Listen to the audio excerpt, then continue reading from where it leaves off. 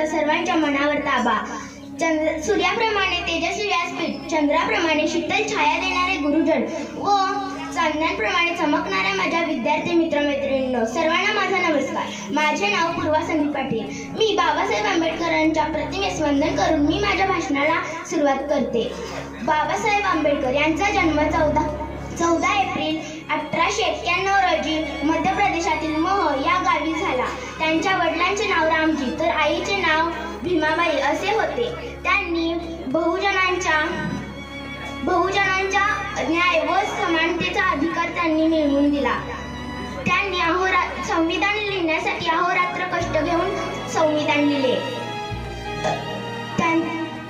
ह्या अशा महामानवाने 6 डिसेंबर 1956 रोजी या जगाचा निरोप घेतला. शेवटी एवढेच म्हणावेसे वाटते की ज्याच्यामुळे लाखो कुळाचा उद्धार झाला,